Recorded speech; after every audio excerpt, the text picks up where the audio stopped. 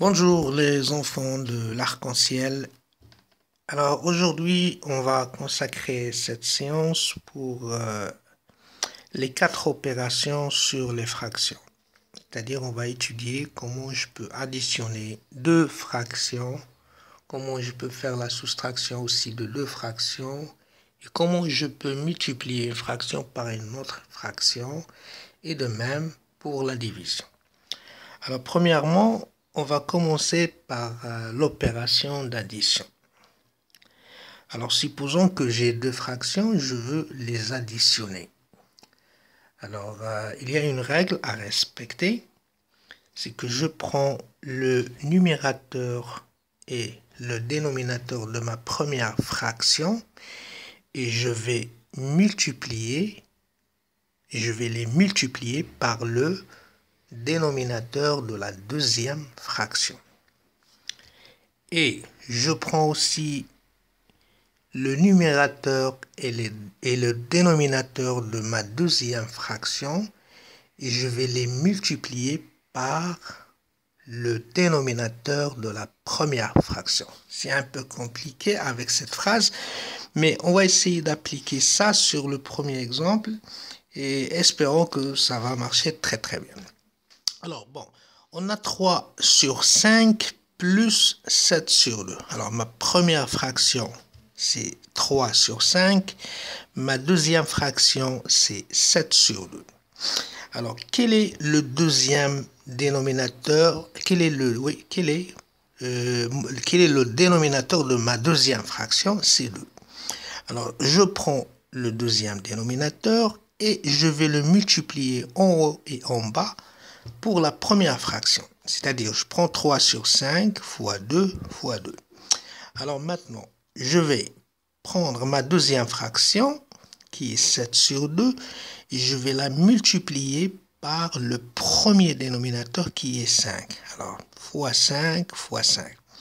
Alors finalement, on va obtenir 6 sur 10 plus 35 sur 10. Alors, donc ici, qu'est-ce qu'on doit faire? Puisqu'on a le même dénominateur sur 10, alors je vais additionner les deux numérateurs. Donc 6 plus 35, ça me fait 41 sur 10. Et une fois que j'arrive à mon résultat final, je dois faire attention, est-ce qu'il y a des simplifications à faire? Alors je remarque que 41 sur 10, c'est une fraction qui est irréductible, et on a déjà expliqué ça, c'est-à-dire que je ne peux plus la simplifier. Alors pour le deuxième exemple, on a 3 sur 5 plus 7 sur 2. Alors là, on peut appliquer la règle que je viens de citer, c'est-à-dire on peut multiplier le deuxième dénominateur pour la première fraction et le premier dénominateur pour la deuxième fraction. Mais là, je dois remarquer que pour mon premier dénominateur, c'est 5. Et pour mon deuxième dénominateur, c'est 10. Alors, je peux dire que 10, c'est un multiple de 5. Donc, pourquoi ne pas appliquer cette règle très facilement? C'est-à-dire, je vais prendre juste ma première fraction qui est 3 sur 5 et je vais la multiplier par 2 en haut et en bas. Et comme ça, ça va me donner un dénominateur qui est commun. Alors, 3 fois 2, ça me fait 6. 5 fois 2, ça me fait 10. Et je garde ma deuxième fraction qui est 7 sur 10. Et par la suite, on va ajouter les numérateurs entre eux. Et je garde le même dénominateur, c'est-à-dire 6 plus 7 sur 10. Ce qui me donne 13 dixièmes. 13 dixièmes, c'est une fraction qui est irréductible. Alors pour le troisième exemple, j'ai proposé une fraction avec un nombre entier. Oui, bien sûr, aussi avec un nombre entier, on peut calculer. Tout simplement, on a déjà dit que un nombre entier, c'est une fraction. Pourquoi? Parce que je peux l'écrire sur 1. Alors reprenons l'exemple. 3 sur 5 plus 4 égale 3 sur 5 plus 4 sur 1. Alors là, je tombe aussi sur des multiples. Donc 1, je peux le multiplier par 5 tout simplement pour avoir le 5. Et je multiplie le numérateur et le dénominateur. Et finalement, on obtient 3 sur 5 plus 20 sur 5. Donc on a le même dénominateur. On ajoute les numérateurs entre eux. 3 plus 20.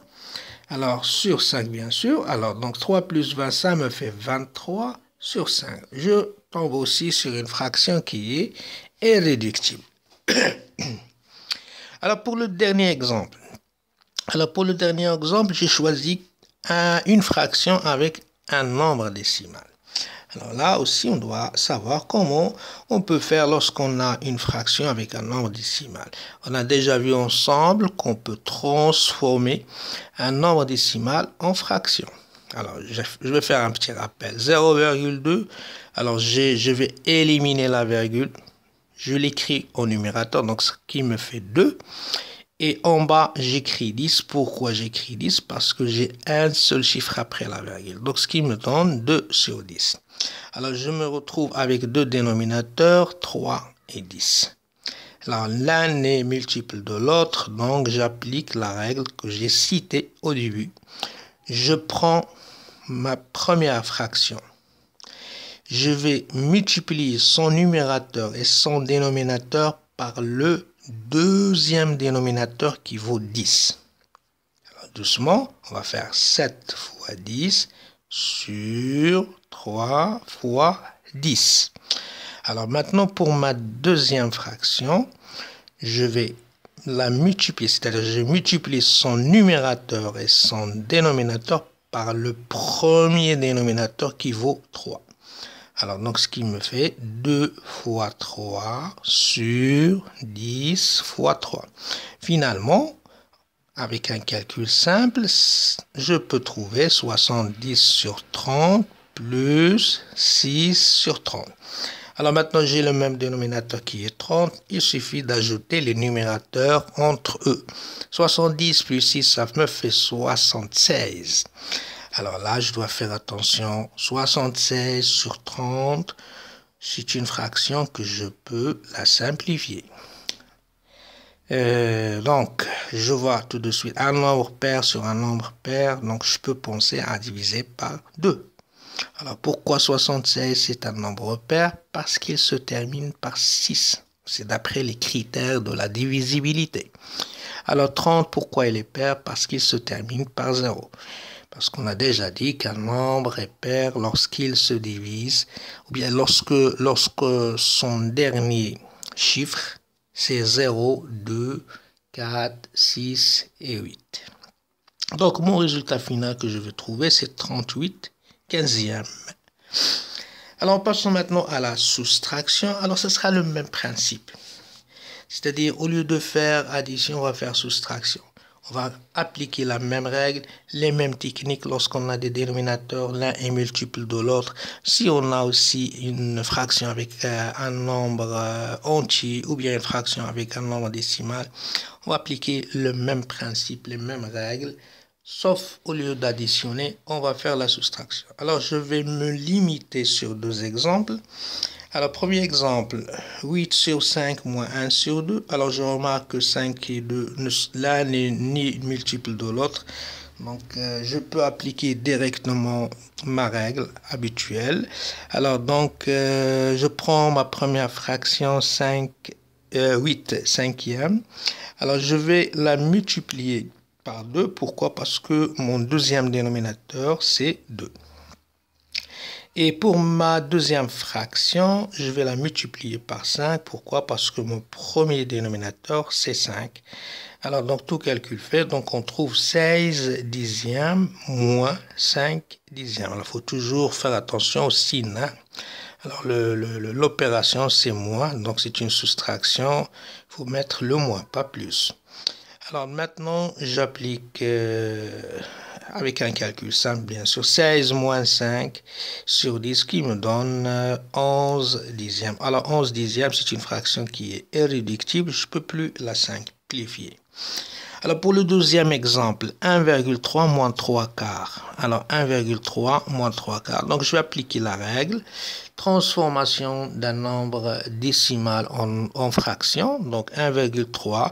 J'écris le nombre au numérateur sans virgule, c'est-à-dire 13, sur 10. Pourquoi sur 10? Parce que j'ai un seul chiffre après la virgule. Donc, je vais mettre sur 10. Alors, moins 3 quarts.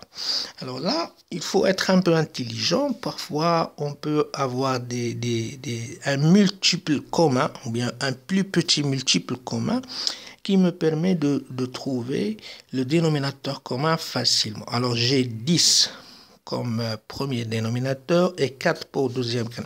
Alors, quels sont les multiples de 10? Je vais citer. Alors, il y a 0, 10, 20, 30. Donc, à chaque fois, j'ajoute 30. Donc, à chaque fois, j'ajoute 10 et je trouve des multiples de 10. Alors, pour 4, c'est pareil. Alors, on a 0, 4, 8, 12, 16, 20. Alors là, je constate que 20, c'est un multiple commun et on peut dire que c'est le plus petit multiple commun. Donc, par quoi je vais multiplier 10 pour avoir le 20? Alors, par quoi je vais multiplier 10 pour avoir le 20? Eh bien, par 2. Et par quoi je vais multiplier le 4 pour avoir le 20? Ben, par 5. Donc, ce qui me fait 26 vingtièmes moins 15 vingtièmes. Alors, une soustraction très simple, 26 moins 15, ça me fait 11 sur 20. Donc, toujours, je garde le même dénominateur, mais je soustrais les numérateurs entre eux. Donc, ce qui me fait 11 vingtièmes, c'est une fraction qui est irréductible. Je ne peux plus la simplifier. Alors, quatrièmement, on va passer maintenant à la multiplication de deux fractions. Là, la règle, elle est très, très simple. Alors, lorsqu'on veut multiplier deux fractions entre eux, alors il suffit de multiplier les numérateurs entre eux et les dénominateurs entre eux. Alors, je vais donner un exemple. Tu as 7 sur 5 et tu veux la multiplier par 3 sur 4. Alors, d'après la règle, numérateur fois numérateur sur dénominateur fois dénominateur, c'est-à-dire 7 fois 3, ce qui me fait 21, 5 fois 4, ce qui me donne 20. Voilà. Et je dois faire toujours attention, s'il y a des simplifications à faire, je dois simplifier pour l'obtention d'une fraction irréductible. Alors, pour le deuxième exemple, j'ai choisi pour vous 7 sur 5 fois un nombre entier. Mais n'oublions pas que tous les nombres entiers, je peux les écrire sur 1. Alors, donc, 7 sur 5 fois 3 sur 1. Et j'applique la règle. Numérateur fois numérateur sur dénominateur fois dénominateur, ce qui me donne 21 sur 5. Alors, pour le dernier exemple, 3 sur 5 fois un nombre décimal. Alors, un nombre décimal, on peut le transformer aussi en fraction. Donc, 3 sur 5 fois 7 dixièmes. Alors, j'écris le nombre décimal sans virgule au numérateur, c'est-à-dire 7, sur 10. Pourquoi sur 10? Parce que j'ai un seul chiffre après la virgule. Alors, ce qui me fait 3 fois 7 sur 5 fois 10. Et finalement, on obtient 21 sur 50, c'est-à-dire une fraction aussi qui est irréductible. Je ne peux plus la simplifier. Alors, je passe maintenant à la dernière opération, c'est la division. Alors aussi, la règle elle est très simple. Elle a une relation avec la multiplication. Alors, on va se baser sur un exemple. 3 sur 5 divisé par 2 sur 7. Alors, pour appliquer la règle de la division, je garde toujours ma première fraction. Alors, j'ai 3 sur 5 en premier. Je garde cette fraction, je ne la change pas. 3 sur 5. Alors, la division se transforme en multiplication.